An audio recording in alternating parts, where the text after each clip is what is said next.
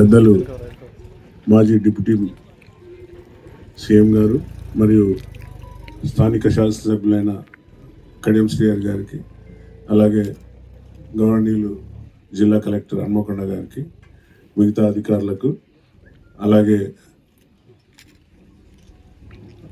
ఈరోజు వచ్చిన సోదరులకు అందరికీ, అలాగే మీడియా మిత్రులకు అందరికీ నమస్కారాలు.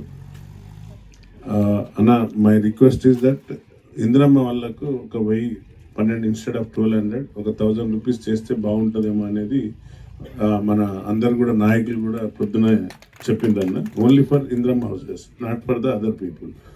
ఎందుకంటే వారు కూడా సేమ్ ఇప్పుడు ఎక్కడైనా నుండి కొనుక్కొని వస్తే కేసులు అయిపోతున్నాయి. వర్ధనపేట రీచ్ కానీ మన ఉనికిచర్ల ఇక్కడ నుండి మన జఫర్గఢ్ నుండి కూడా వచ్చే ట్రాక్టర్లను టోటల్గా రెస్ట్రిక్ట్ చేసేసారు. దాంతో అసలు పాప ఇందిరమ్మ హౌసెస్ కట్టుకోవడానికి చాలా ఇబ్బంది అవుతుంది.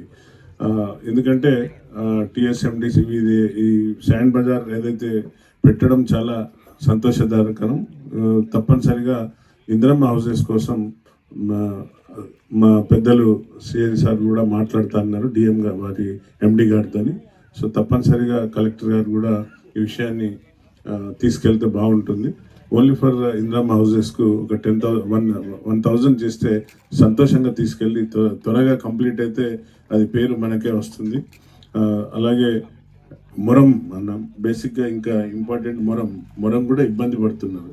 ఎక్కడ పోయినా కూడా మొరానికి పోగానే కంప్లైంట్స్ వస్తున్నాయి, పోలీసు వాళ్ళు కేసులు పెట్టి ఇబ్బంది పెడుతున్నారని చాలా ఇబ్బంది కలుగుతుంది మేడం. మొరం కూడా కొంచెం వారికి రీచెస్ ఎక్కడున్నాయో ఐడెంటిఫై చేసి ఏడీ మైన్స్కి చేసినాక దానికి మినిమం ఒక 20 ట్రిప్పుల వరకు మొరం పడుతుంది వాళ్ళకు ఫిల్లింగ్ చేయడానికి.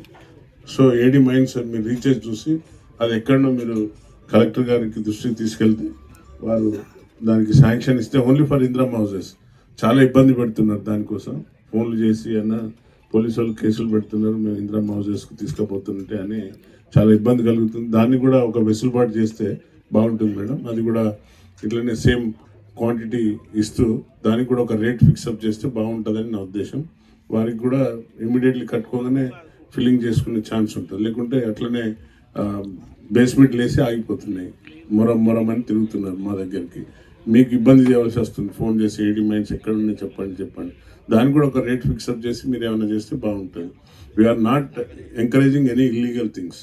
మేము ఎవరు వచ్చినా కూడా దీనికి సపోర్ట్ చేయమండి. మీరు ఏదైనా ఏడీ మైన్స్ ఎంఆర్ఓ దగ్గర పోయి పర్మిషన్ తీసుకొని చేసుకోమంటున్నాం. కానీ చాలా ఇబ్బంది కలుగుతుంది. ఇసుక శాండ్ తర్వాత మొరం, ఈ రెండు చాలా ఇబ్బంది అవుతుంది మార్కెట్లో.